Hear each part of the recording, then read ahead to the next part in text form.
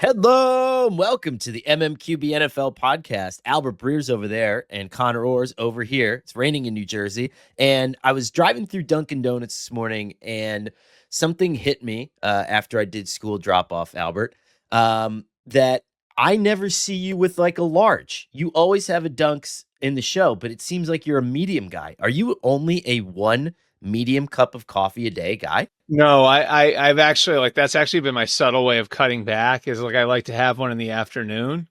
Now, my problem is this Yeti cup because there's a coffee shop here in town that I like. Okay. Right. So I'll fill this all the way up and nurse it all morning, but then I'll try not to do another one later in the day. So I had gotten to the point where it was a little out of control. You know You what had I a mean? Mike McCagnon coffee problem. Huh? You had a Mike McCagnon coffee problem. Yeah, it was I would have 3 or 4 large cups, and it's just you shouldn't. I don't know why it's bad for you, but it's got to be bad for you, right? Yeah, it can't be great, but I like it so much that I'm a large a day guy if I'm going out to order, and then I'm because I can nurse the large, like you said. I pour the dunks into the Yeti, the large dunks into the Yeti, and then you can kind of. Yeah. You can babysit it for a couple hours and it stays cool in the ice. I'm only iced only. But ice only. Yeah. So ice I only. will tell you, Tom Curran, who I have known Tom since I was a teenager, and he would bring a hot coffee out to training camp. I remember when I was covering the Patriots, it'd be 95 degrees, and there he is with his hot Dunkin' Donuts coffee. Never switch over to ice. And then if you ask him about it, he would tell you that iced coffee is not coffee. So I think that take is a little bit like saying deep dish, Chicago deep dish pizza isn't really pizza, right? I mean, I guess it's a similar vibe, right? Because it's made up of all the same things, but then for some reason, someone will say it's just not. I mean, iced coffee is absolutely coffee. It's coffee that's just been chilled. And if we're getting into the pound your chest, one stronger than the other. Tom Curran is a coffee purist. This would be something I've heard it from him a few times, so I think that this was something that he is relatively dug in on, and so I think you could have a good argument with him over it. I'm happy for anyone to have a take on something. The sports writer hot cup of shitty coffee at training camp is such an age-old trope at this point that I feel like we just need to evolve as people. There's better most coffee people now. Go iced coffee though, a training camp, right? Because it's so damn hot out there.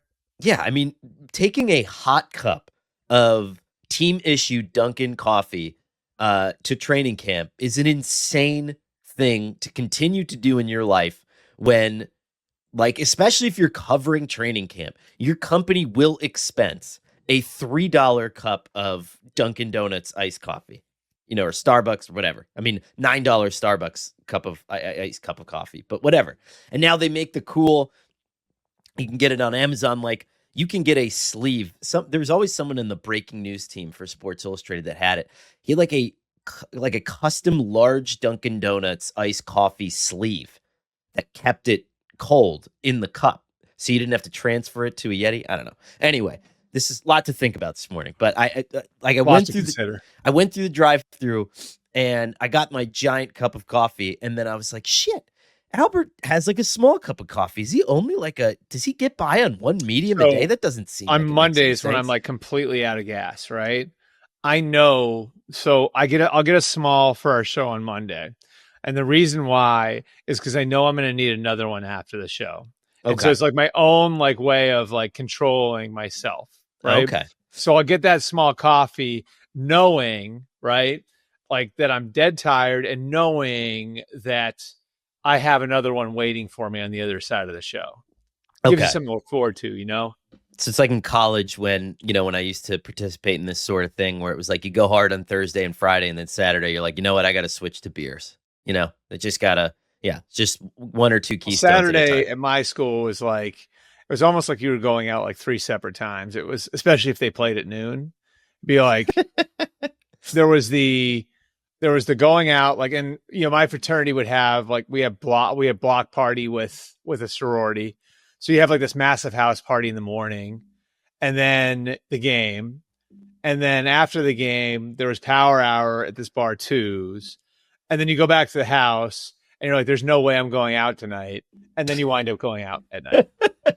Those are always my favorite nights. It's like I feel physically near death. And then like I need to sleep. And then like 11:30, when one of your roommates calls you a wimp for not going out, and I'm using that's not the word that they would use. And before you know it, you're in line for a burrito at 3 a.m.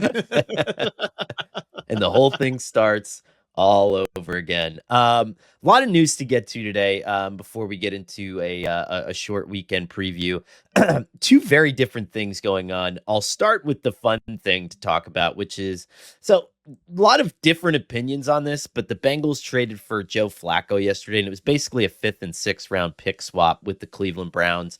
The Browns unload Flacco after Dylan Gabriel played well in London. I didn't realize until I looked at the day after stats, first quarterback this season to throw multiple touchdowns against a Brian Flores defense, and went back and rewatched a lot of Gabriel's throws. I watched the game live, rewatched the throws. He played really well. He's a good player. I mean, I don't know. I think like what's gotten lost in all the Shador nonsense is like this is a guy who looks like he's going to play in the league for 15 years. Now, I'm not going to say he's ever going to be anybody's long-term answer at the position, but like he sure looks to me like a guy who is going to last, you know? Right. Now, is it one of those deals where I don't think that Cleveland necessarily cares, because one of the texts that I got yesterday, because when something happens, you just kind of start having conversations with people in and around the league. And someone was like, well, it leaves the team very desperately without a mentor. And then you're one snap away from having to play Shedeur Sanders, whether you like it or not. And I do think that that's probably the downside of this trade if you're Cleveland, because Flacco is a consummate professional. But I think the flip side of that is I really don't think Cleveland cares. They're 1-4. The goal here is to build draft equity for next season. This is a rebuild, and this is the kind of thing you do during a rebuild. Yeah, and I think I can't get it out of my head. I don't think this trade had anything to do with Deshaun Watson. Let me start there, okay? But he's going to be cleared, I think, before the end of the season. And I think he's going to be cleared with like a healthy amount of the season left. I've heard a lot about like wanting to get a look at Shedeur Sanders. Okay, so I did some research today. This is for a question in the mailbag. You can see the mailbag on the website later today.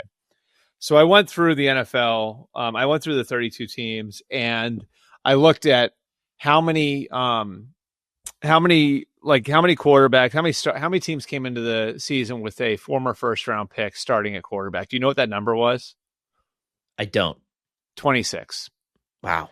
So 26 of the 32 teams came into the season with a former first rounder starting at quarterback. The 6 who didn't were the Eagles, the Giants, the Cowboys, the Saints, the Niners, and the Raiders, right? So out of those 6, the Giants have since turned to a first rounder, right? So they've got Dart in the lineup. The Niners have actually gone to a first rounder too, for a very different reason. Mac Jones is starting there, right? And so if you look at those 6, though, only 2 of those 6 have homegrown long-term answers at the position that were drafted outside of the first round. So that's 3 teams. Dak in Dallas, Jalen Hurts in Philly, Brock Purdy in San Francisco. So here's my point with this, right? Is like, do you want to get a look and see if there's something there with Dylan Gabriel and Shedeur Sanders? Sure. What are the chances that either of those guys are the guy? And I just like look at this and look at like the most recent history of it. There are 3 teams in the NFL who have long-term answers on their roster drafted outside of the first round of that position. 3. That's it. 3 out of 32. So what are the chances that Dylan Gabriel or Shedeur Sanders are that long-term answer? And here's the kicker for you. All right, here's where I want you to answer this. Is it a better chance than the chance that Deshaun Watson could reprise could revive his career and turn into something? What a good question. Okay. You know what I mean? Like, is there a better chance that Dylan Gabriel or Shedeur Sanders is the Browns quarterback 2 years from now, or Deshaun Watson? Oh, how many years does Watson have left on his contract that they have to He pay only him has for? one after He has this year. one after Well, he has this. one. He has one after this year. Yeah. So like 2 years from now, like, and I'm just saying, like, I don't think any of the, like, I don't think the Browns starting quarterback for 2026 is on the roster right now. Let me be clear about that, right? Like, Okay. I don't think their starting quarterback for next year is on the roster right now. But It's Baker Mayfield. No, I I'm mean, if kidding. you're talking about wanting to get a look at somebody, and like, you've already sunk so much money into Deshaun Watson, right? And the team's not going anywhere this year. Wouldn't you be tempted just to get a free look at what it looks like if you're already on the hook for $46 million next year? The value, we've seen San Francisco be able to do it. Now, the timing is a little weird because you're going to have a majority. Let's say that the Browns continue this kind of ascent with this rookie class and Dylan Gabriel ends up being a player. Yeah. The timing's going to be a little weird because you would want to have to pay, I think, some of your, now I guess it could be Legion of Boom-esque, and I'm not saying that the Browns are going to be Legion of Boom-esque, but maybe that's your timeline where all these guys kind of grow together and you have a bunch of 4th, 5th, 6th round picks that are really valuable and that create something for you. And the centerpiece of that is a 3rd round quarterback that you can use all that savings to supplement. I mean, that lottery ticket is worth it to explore when it's a dead season anyway, right? Right. So, like, I mean, it's possible. And if Dylan Gabriel ascends and you start to see that in him, then sure. Yes. I don't know that Dylan Gabriel's that guy. I don't know. I mean, I look at it like you're already spending $46 million for next year on Deshaun Watson. You already have Dylan Gabriel under contract for the next 3 years after this one. I'm just saying, like, I think it would be tempting to get a look. And look, I think chances are nothing becomes of it, but like, why wouldn't you want to at least get a look at that? And would that look be more valuable than getting a look at one of the rookies based on what we've seen across the NFL with guys like Baker Mayfield and Sam Darnold, Geno Smith over the years? Like, I don't know. I mean, like, I just think it's like, I think eventually that's going to be a question we're going to be asking. On the flip side, I was talking to a couple people about this yesterday, and I don't know how I'm in the minority on this. I love this for the Bengals. And here's the reason why I do. I can't guarantee you that Joe Flacco is going to be good. I can't guarantee you that he's going to help.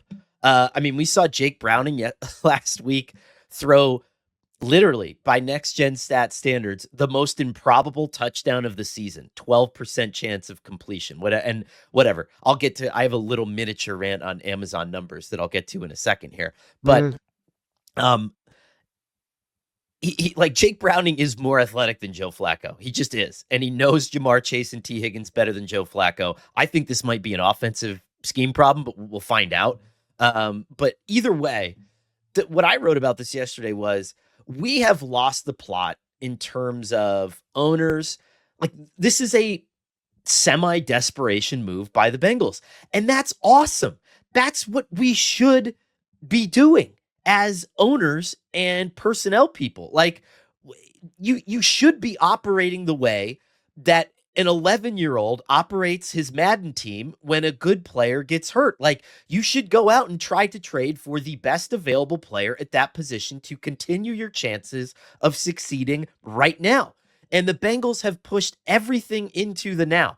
And granted, I praised Woody Johnson, of all people, for trading for Devontae Adams last year. Okay. So that's another side of this same side of the coin here. But, like, you're all in on Trey Hendrickson. You're all in on T. Higgins. You're all in on Jamar Chase. You're all in on Shamar Stewart. Now, you're like, this is great. This is how you should act. You're 2-3, and you still believe that you can win the division. You're going for it. Good. Like, we live in a league now. I mean, I advocated for trading for Kirk Cousins. Yeah. I really believe this. Like, and again, this is, for me, born of coming up covering the Brady Manning rivalry and this belief that those franchises, this would go on forever. And we saw what happened to the Colts post Andrew Luck, and we saw what happened to the Patriots post Tom Brady. Neither of those franchises handled those situations particularly well, right? The opportunity to enter the playoffs with Joe Burrow as your starting quarterback is gold and needs to be treated that way. Exactly. And if you have any chance of sneaking into the playoffs, especially this year, when it looks like there could be some kinks in the armor with some of the best teams in the AFC. Look, if you are, let's just say you're 6-6 and you're getting Joe Burrow back at the beginning of December, and now it's at Buffalo, Baltimore, Miami, Arizona, Cleveland. You can get in. You can get in. If you split those first two games and run off the last three, now it's 4-1. Now you're 10-7. Okay. And so we have to find 4 wins if we're going to get them to 6-6 by then, right? Packers are a tough one this week.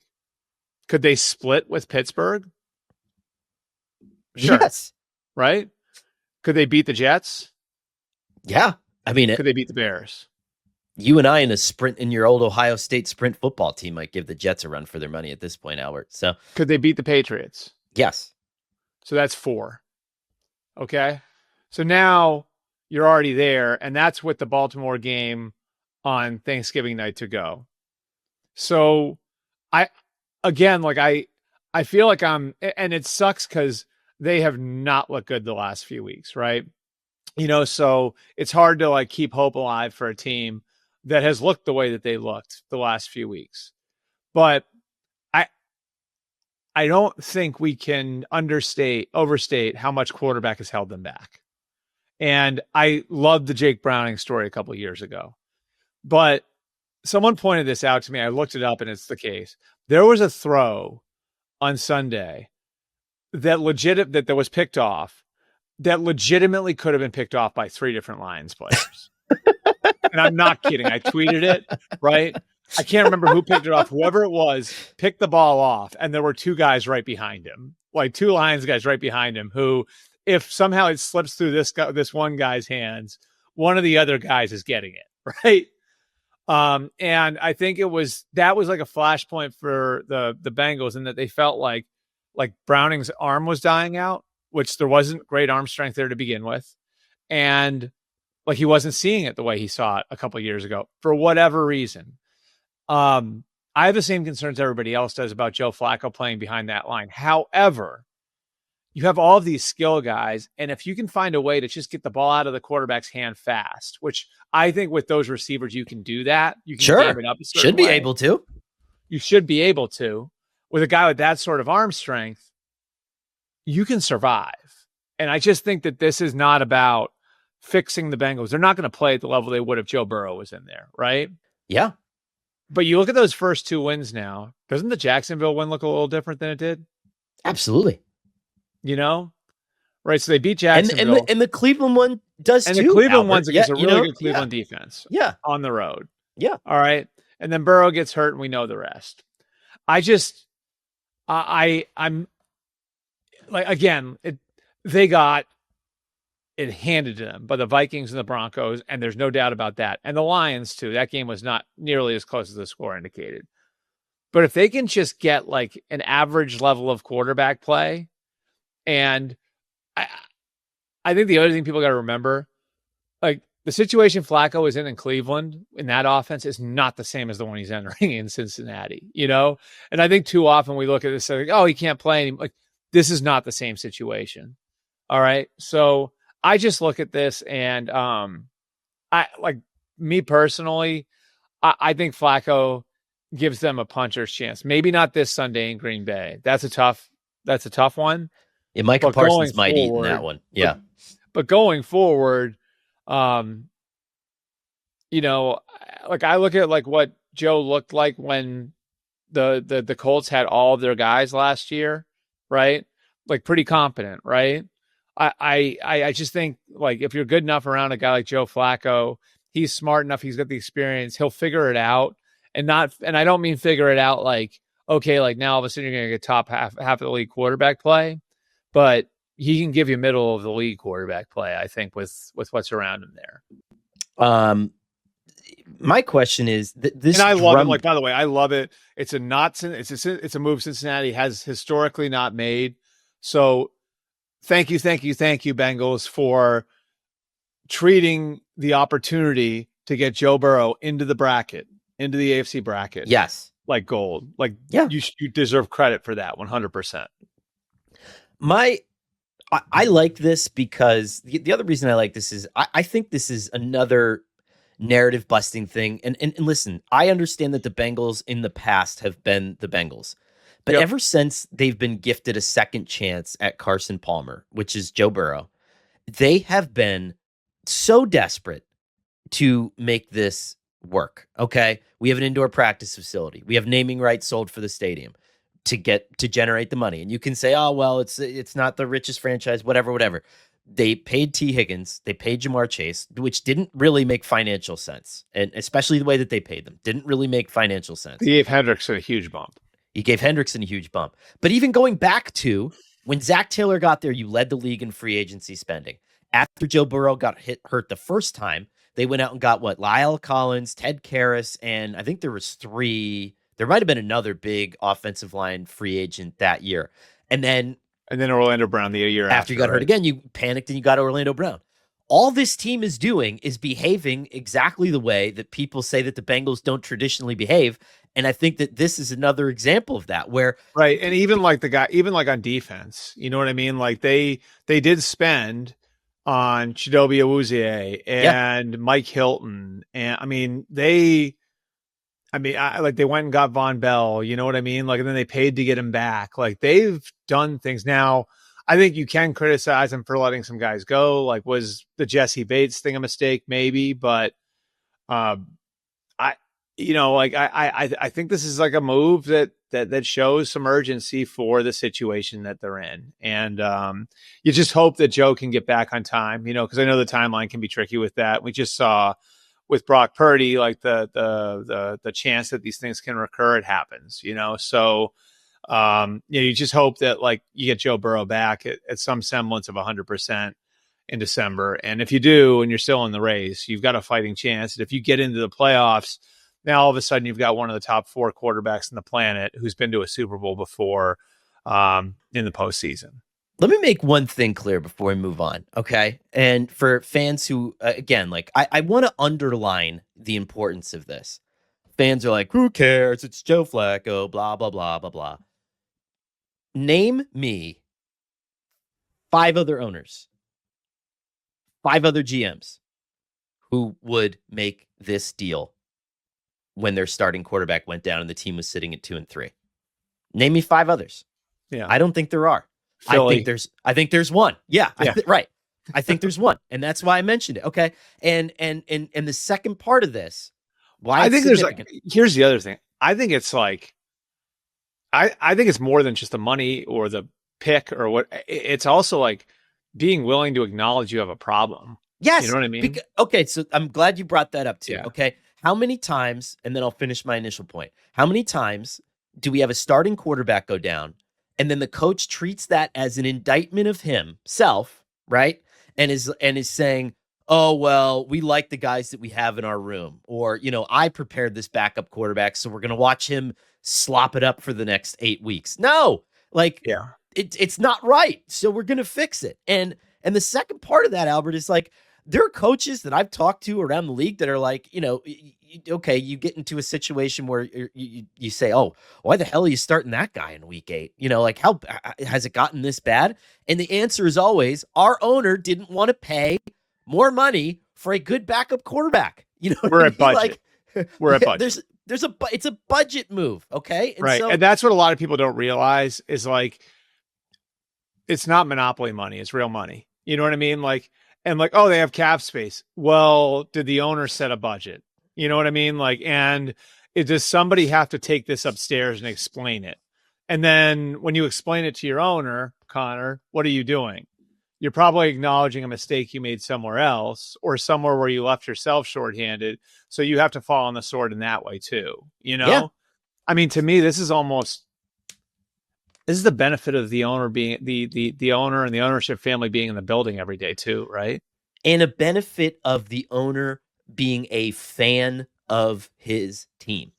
In Yeah. this particular case, Mike Brown loves this team and has shown it, even though, okay, there's some begrudging stuff here. It takes a little while to get the contracts done, whatever. That happens all over the place in the NFL. That happened in Dallas, and they lost the best defensive player in the NFL, okay? Yeah. So he's getting it done. All I'm saying is, and everybody that can read anything that I've ever written in the history of my work knows that I 1% of the time stand up for owners.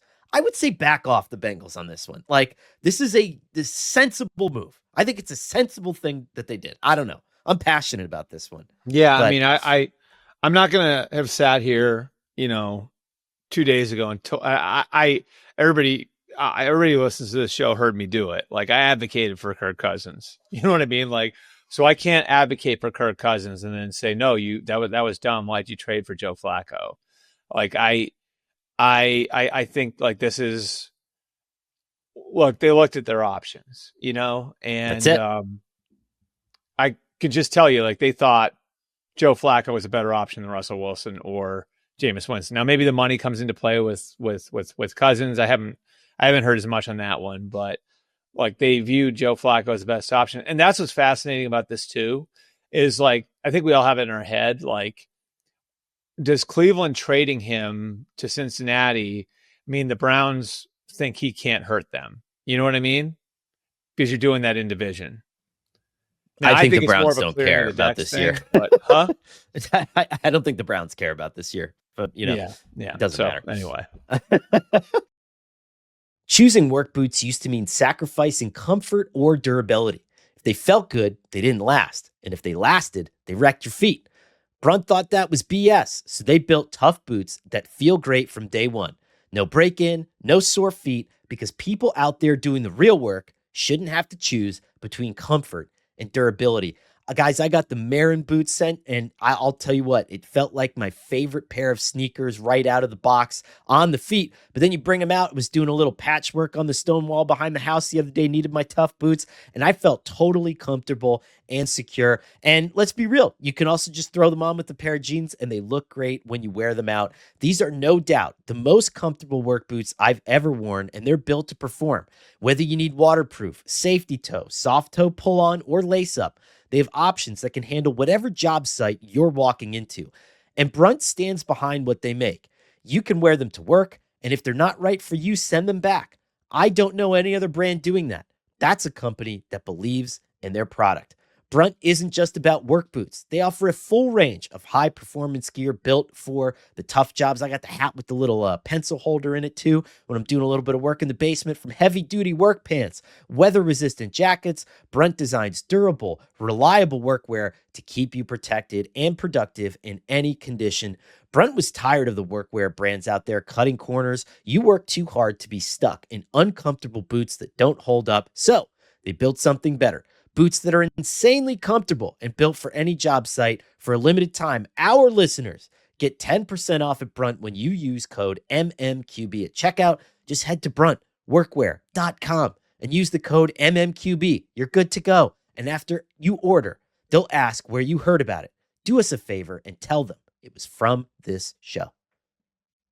Here's the other thing we got to get to before a quick little weekend preview. I can't tell, and I'm curious your take on this, if this entire situation is stunning and is the very beginning of a very big deal, or it's not, and it's kind of just a fart in the wind. I don't know. Sometimes you don't know how things are going to play in the NFL. You see something and you're like, oh my God, this is going to be a huge deal. And then no one cares. And it's like me screaming from the rooftops about Tom Brady being in meetings and it just doesn't matter to anybody else. Yep. Or you have this situation where, okay, so for those of you guys who are not watching on YouTube, you have to go back and you have to search after the Emari Demercado fumble. He dropped the ball at the goal line on Sunday at the 1 yard line. Jonathan Gannon came over, and it was a rough interaction. It looked like there was some yelling, and then some sort of a, like kind of like a hit to the chest. I initially, the way that I looked at it, and knowing at least kind of who Gannon is a little bit, I thought it was like one of those like really aggressive pump up talks. Yeah. You know what I mean? Where it was like, come on, like, you're my guy. Like, you got it. You got it. You got it. Turns out that's not the case because he was fired. He was fined $100,000. And after the game, he apologized before the fine too, I believe. Right? And he apologized before the fine. After the game, it makes the interview with Paris Johnson take on a little bit different of a light because Paris Johnson stayed with Emari until after the thing with Jonathan Gannon happened. He had his arm around the running back the entire time. And he said, like, I didn't want him to absorb any of that negativity. I didn't want him to feel that way, to feel that pain. That takes on a little bit of a different context now that this is an apology-worthy infraction and that Gannon didn't take that opportunity to pump his guy up. Now, this is an incredibly frustrating decision, and you're seeing the absolute polar opposite sides of everything. Now you're seeing that Gannon needs to be fired, and then I saw Mike Tice, who's a great former NFL coach and just, great dude, come out and say, Jonathan Gannon's totally in the right. I would have done the exact same thing if I was on an NFL sideline. And that this is like an indictment of the fact that we've all gotten soft around players. I don't know. Right. So that's where the argument is right now. And I feel like, again, this could blow away because it's the Cardinals. And let's be honest, like, no one really cares at the end of the day, or Cardinals fans care. Not a lot of other people care. But this has the potential to be kind of a big deal. I don't know. I think we need to stop treating these interactions like it's like real assault. Okay. You know what I mean? It's a rough sport. Stuff happens. I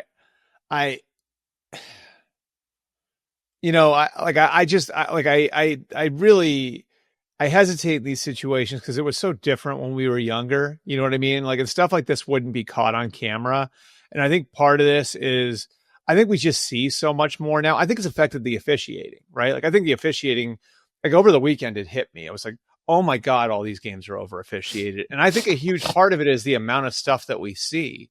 And I think it's in the officials' heads, like, well, if I miss this or I miss this, like there are 15 cameras at this game in high definition and someone's going to catch my miss. So if it's close, I got to call it.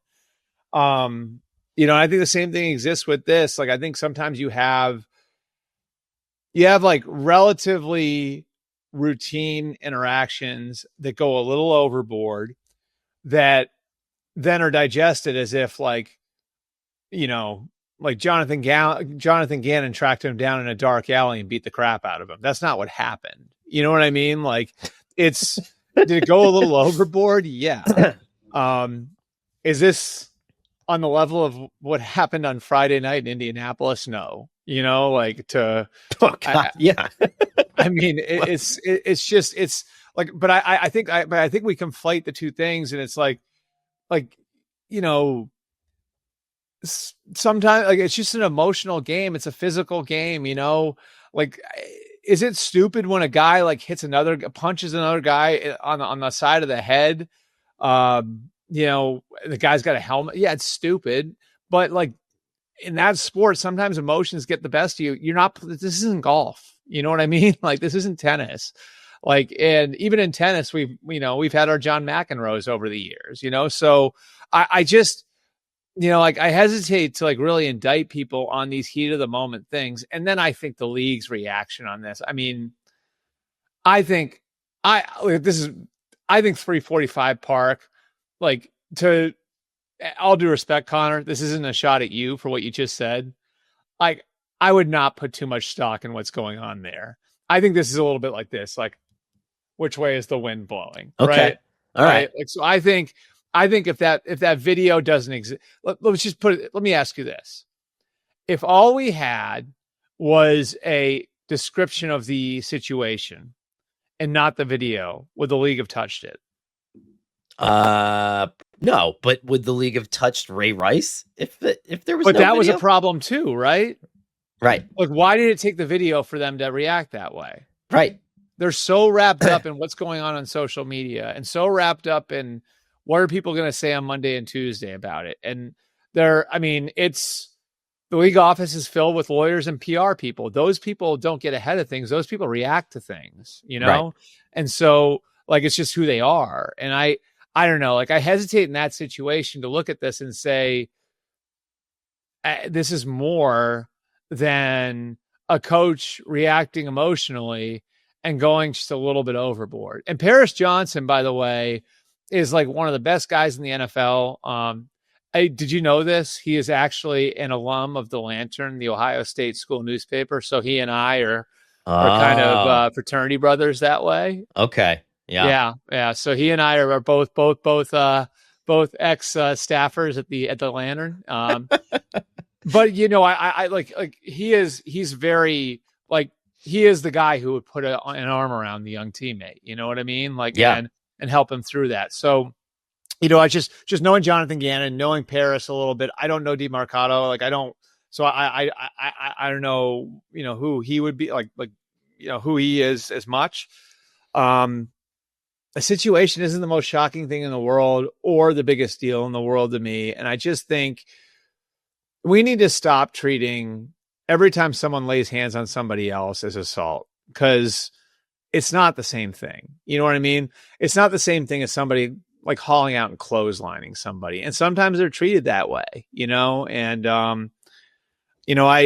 know we're in different times. Like I'm sure you at one point or another had a coach grab you by the face mask, right? Oh yeah. Yeah. Like you can't do that anymore. So there has been change, you know what I mean? Like in those sorts of things. But at the same time, I think we can all act with good reason in these situations and just like, look, like, did it go a little overboard? Yeah. Is it the end of the world? No. Here's my 2 cents on this. So I wrote about the phenomena of dropping the ball before the goal line. And this sparked I still have to read that story, so I'm not going to sit here and pretend that I already did. So I still need to read it. No, it's good. I can't be that guy. No. But when I saw brain fart in the headline, I was definitely I was just a little tied up yesterday before I could get to it. Anytime I can get fart in a headline at Sports Illustrated is a good day. But so I dug into the phenomena of it, and I talked to sports performance experts and neuropsychologists, and it's really interesting. Okay, and this ties into both Demercado and it ties into Jonathan Gannon. Okay, and not to excuse either of it, but I think it makes sense, and here's why. When you're approaching the goal line in certain situations, you are, for whatever reason, like it is an involuntary mental reaction. And so what's happening is he's running, he's already done all the stuff that you have to actively think about. And now your body is on kind of a cruise control. And what you're thinking is like, your brain remembers every time that you've ever scored a touchdown. And now it's giving you that feedback in real time. And it's saying you're about to cross the plane of the end zone. And what do we do when we cross the plane of the end zone? We drop the ball and then we initiate the celebration. And then we get to go have Gatorade. And then like 1 million people are going to send us posts on Instagram, right? And like your brain starts getting flooded with this stuff. And it's one of those situations where it's sometimes for no reason, your body involuntarily initiates the celebration pathway in your muscles before you actually cross the finish line. And so there's people out there saying like, and it's an interesting argument to have. It's like the natural release is what you're saying. It's a natural release, right? So it's like, it's one of those things where a lot of people are like, well, in my day, we handed the ball to the ref. MFer, like this is not, I guarantee you, this is not a situation where he was so excited to celebrate that he was like, screw it. You know, it's one of those things. It's also probably another cameras are everywhere situation. If this happened in 1971, it would have been a touchdown because no one would have seen it. Right. You know, right. It would have been a score. Yep. And so, but the other side of this is I brought up what Jonathan Gannon did to one of the neuropsychologists. That too is a little bit of an involuntary reaction, not a good voluntary reaction, but he is so in that moment, he is like we've all yelled at our kids, right? We have all we have all, like, when we didn't want to, we have all had reactions like that, where all of a sudden you just kind of get flooded with all these signals, and it's called a bottom-up reaction, right? Jonathan Gannon might have been going through that too. And so we have this moment where the NFL is the ultimate pressure cooker, and it sometimes just causes these mental lapses. Now, Jonathan Gannon is more judged, I think, on his ability to handle these situations, right? Because when you're the coach, and he mentioned that, you have to be the CEO of the operation. And a CEO doesn't lay hands, just period, right? Okay. And I'm not saying that, we all get frustrated and we've all done things that we don't want to do. But, when Elon Musk is debuting the Cybertruck, and he says they're shatterproof windows, and he throws a softball at the window and the whole thing breaks, he doesn't go over and grab the engineer by the by the neck and throw him around. You have to behave in a certain manner at this point in time in the NFL, period. I'm not saying it's right. I'm not saying it's wrong. So, I'm actually going to, all right. So I just had this thought. Do you think it makes it worse that it happened 1 week after it happened somewhere else? Okay. This is a great part of the discussion.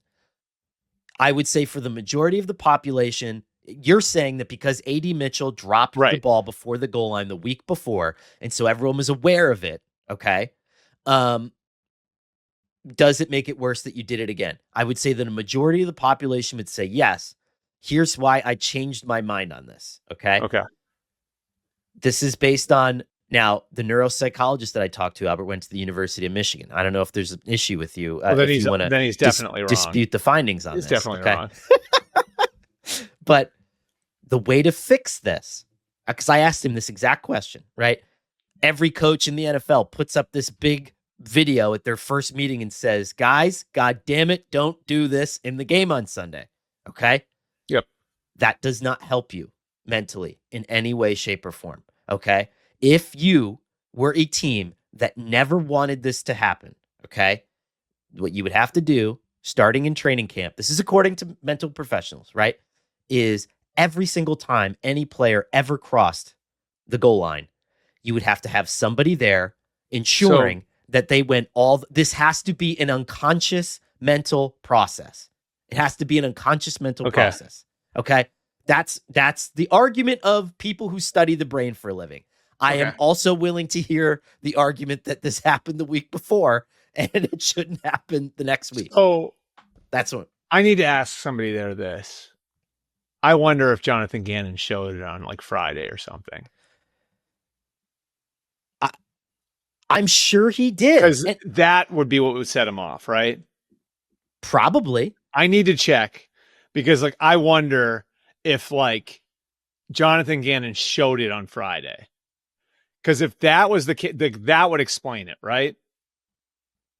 It would explain the frustration, but yes, but no. But like, and you and I have been. I've been around football coaches. I've been around football coaches since elementary school. I wonder if because that is what was said. Like that is what was set a coach off. Is like, look, MFer, I just freaking showed you this on Friday, and you're like, I can see the words coming out of a coach's mouth, can't you? Yeah. And I mean, I need to look into that. I wonder if that's why, like, because that would, to me, it doesn't. I'm not saying it justifies it, but that would explain it, right? I think that makes sense. I agree with you, but it's interesting to talk to people who study the brain, because here's how I'll put a bow on it, Albert. Okay, by doing what Jonathan Gannon did, according to psychologists, is that he has now registered this as and this isn't, I'm not doing therapy speak here. I'm just saying the way that the brain registers it as a traumatic experience. So now, what do coaches always want players to do? They want them to play free, right? They want them to not think. Play fast, play free, know what you're doing. Yeah. Play fast, play free, know what you're doing. Now, By doing that, what have you taken away from Demercado? The ability to play fast and play free, because now that that happened to him, and this is a thing, now he's going to be thinking about it every time he touches the football. And you wanted to do, credit to your Ohio State guy, what Paris Johnson did. You wanted to put your arm around him and say, shit happens, dog. We're moving on. We love you. And I would say, in old school football, and old school football theory, hang on a second. I have an answer.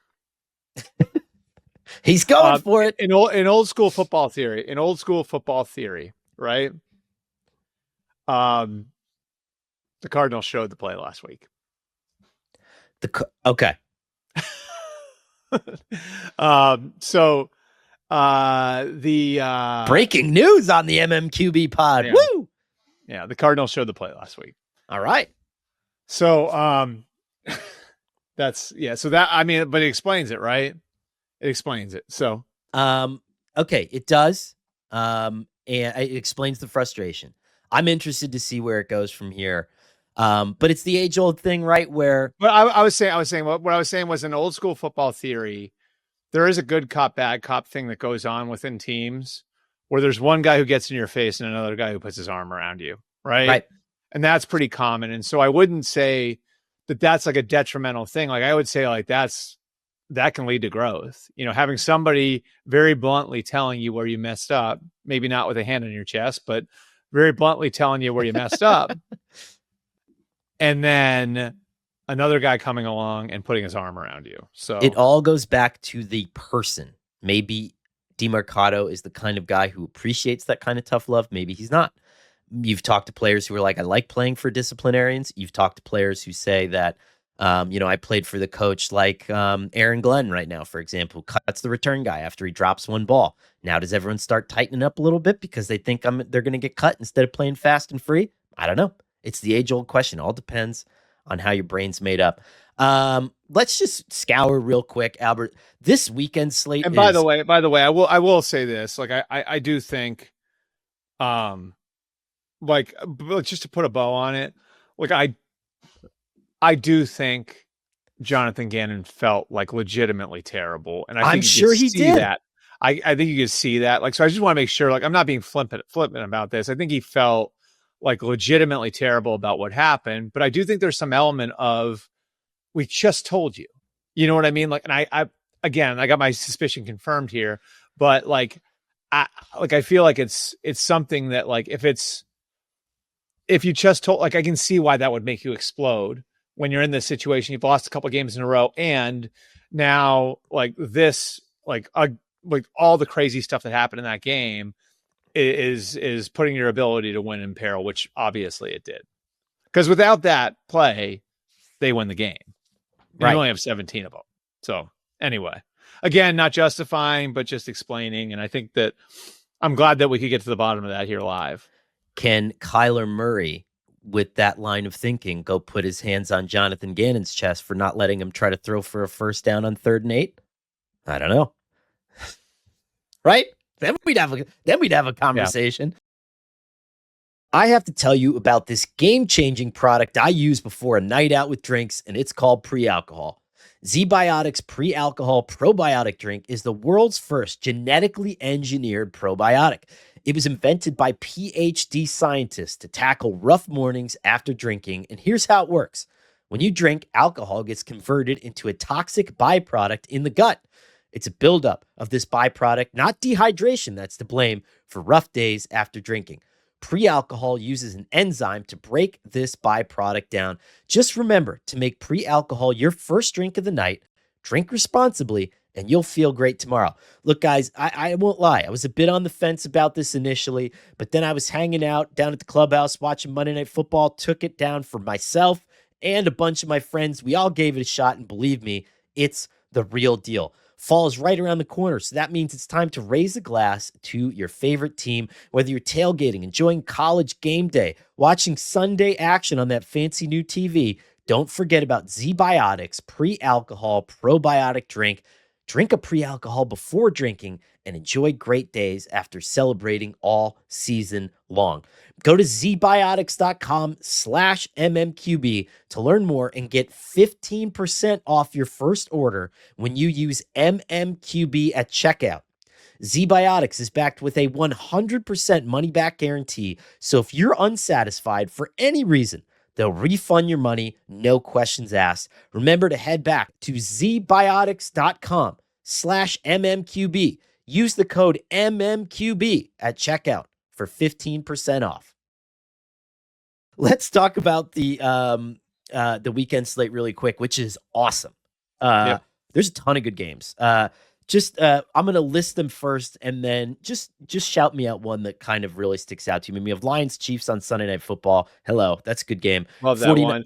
49ers. I think the Chiefs, by the way, we haven't had like a chance to really dive in on them. I think the Chiefs, like watching them on Monday night, they're still the Chiefs. I mean, they were awesome for 3 quarters. The Jaguars pick 6. I mean, it's like a lot of fluky stuff happened. Like that Brian Thomas, that throw. That Trevor Lawrence throw to Brian Thomas was unbelievable. I mean, Travis Hunter catches that the ball. Wherewithal to stand up. Chris Jones isn't going to stand there in most of those situations, so people can kind of get off of his back a little bit. Like I don't know, like that looked like a really, and I would also say like Jacksonville can take a lot from it too. Like to me, it mirrored Sunday night, right? It was for the Bills and Chiefs. Like I don't think those losses are that big a deal. But they're justifiably great wins for 2 teams with young quarterbacks and first-year head coaches that are on their way. Right. I mean, this is, I don't know. I'm not one of those like Chiefs reactionary artists. I just have nothing to say about them until I have to cover them in the Super Bowl again this year. They're the Patriots. They're going to be there. Mahomes look great outside of the pick 6, which. And maybe that's a how is the play otherwise, Mrs. Lincoln thing. But like I mean that other than the pick 6, like he was phenomenal. He won that game at the end, Yeah. The Chiefs defense picked them off in the red zone, and there was the interference calling it, but they were there. They actually did make a play on the ball at the end too. Here's everything we need to know about the Chiefs. They got the ball back with 25 seconds left and 3 timeouts. And how certain were you that they were going to get a chance to kick that field goal? Yeah. You know what I mean? I was like, okay, I gotta make a cup of coffee. I think this thing's going to overtime. And I was actually concerned about the overtime situation because I was gonna have to stay up for another half hour. That's Albert's nap time, guys. Not that I love football. Everybody who knows me knows I'm like obsessed and I love football. But Monday night overtime is a tough one for me. That's a rough one. Yeah.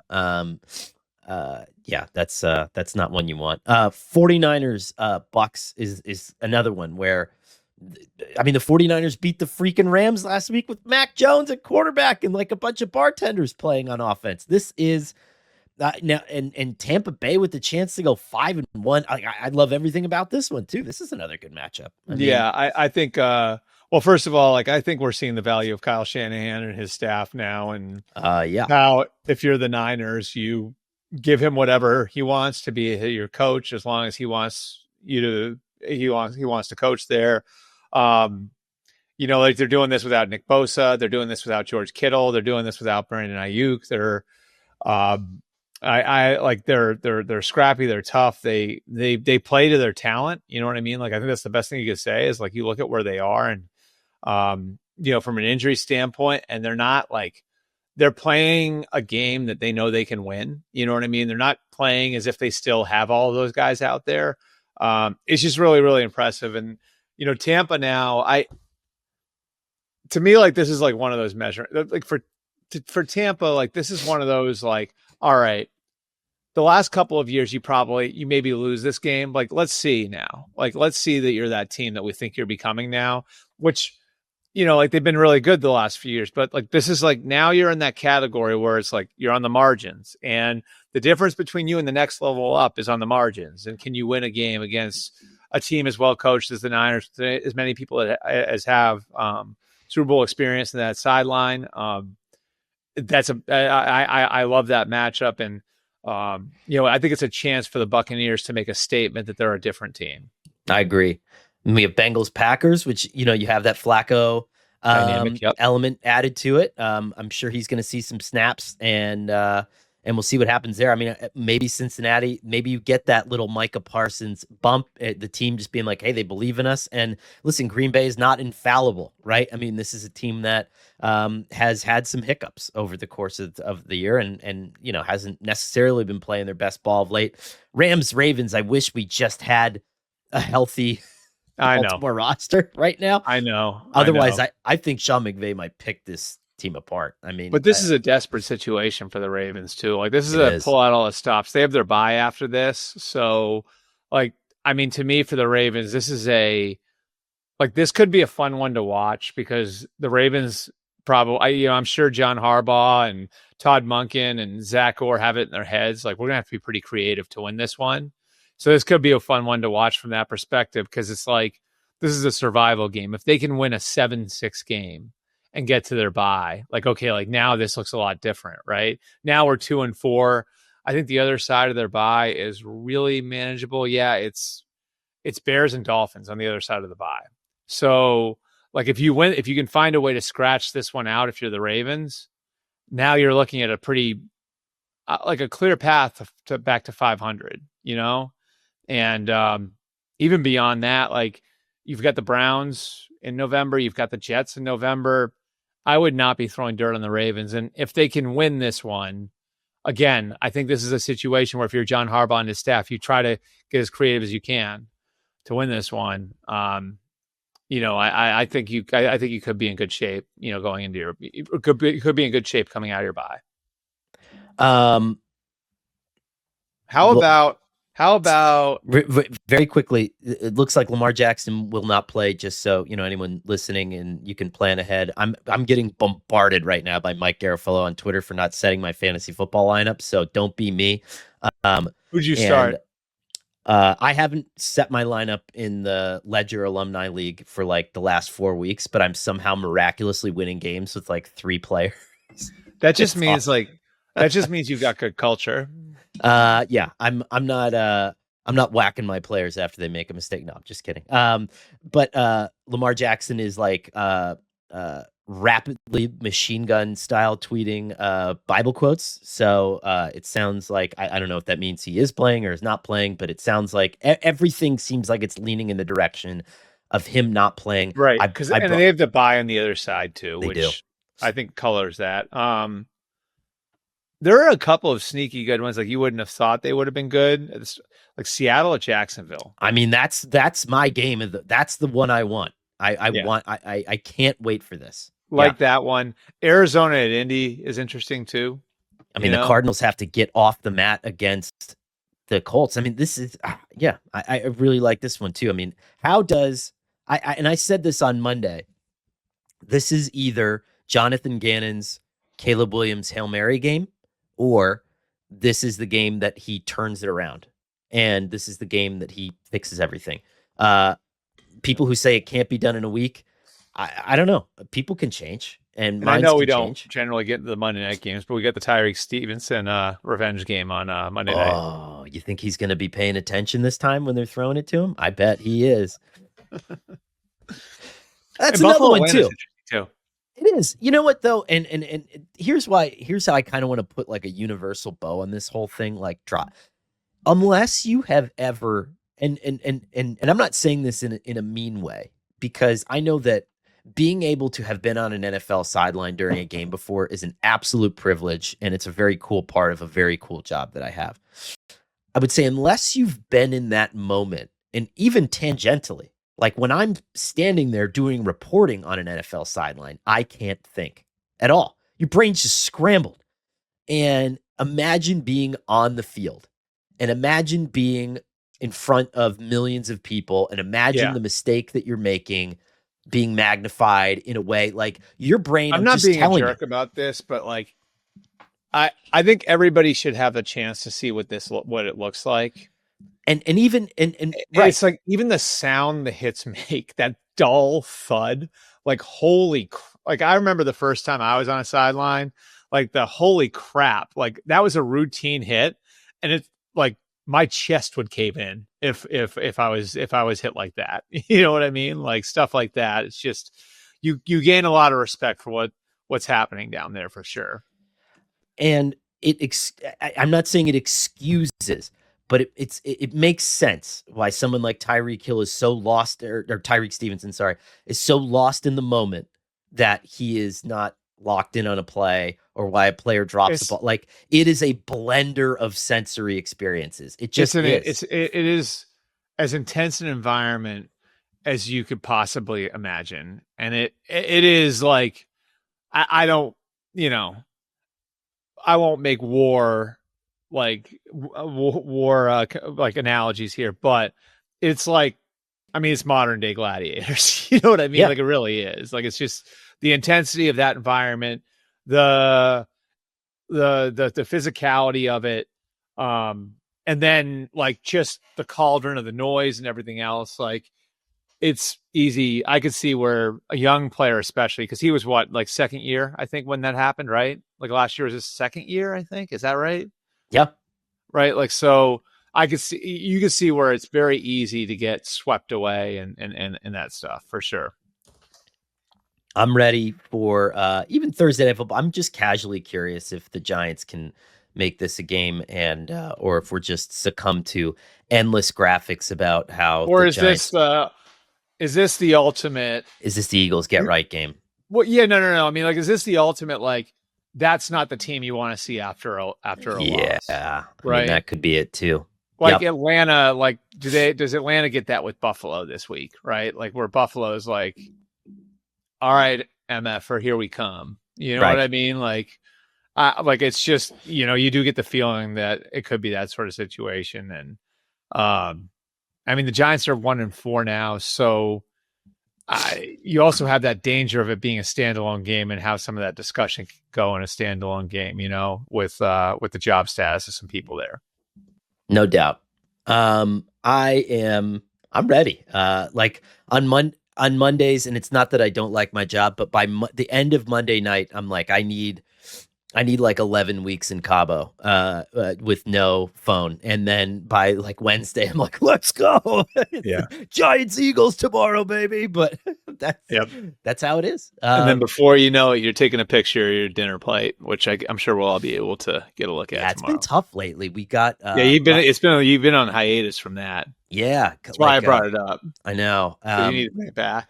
You know what I've been doing a lot of lately, and it's not great health wise, but you try to work out and you balance it out. But been buying a lot of just like fresh baked bread, and then just making sandwiches all the time.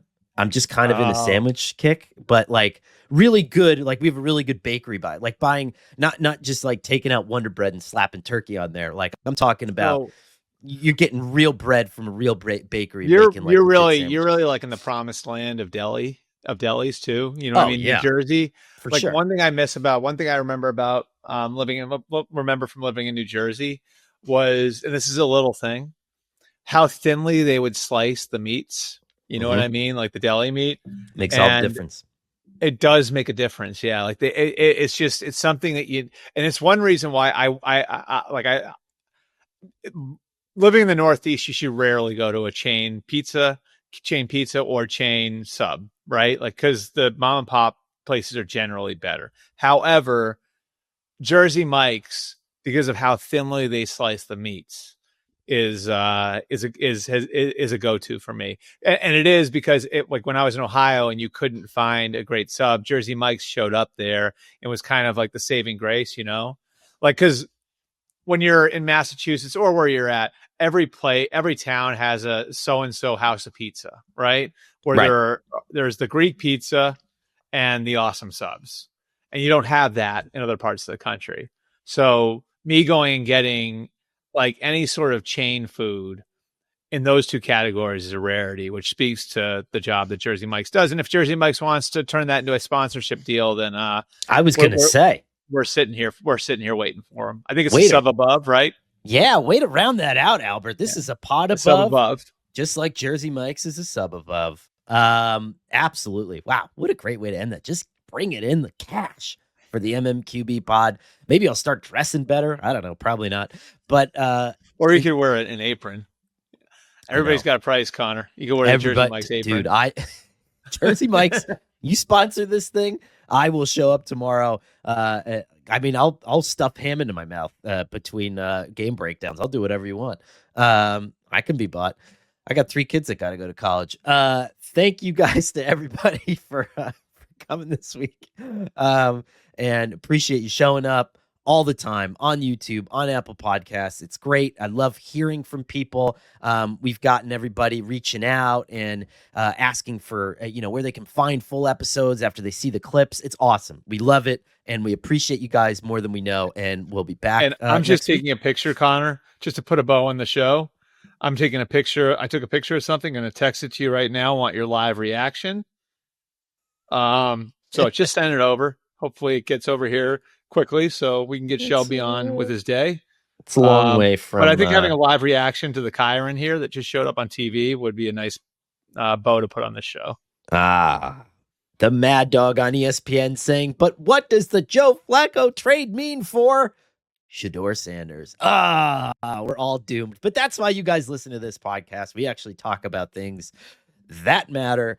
We will see you next week. Thank you. And again, support, read, SI. It's all here. All the stuff that you like. It's in the magazine. It's on the website. It's in the podcast. Stay with us. Dylan Gabriel didn't even make the Chiron, by the way. Poor Dylan.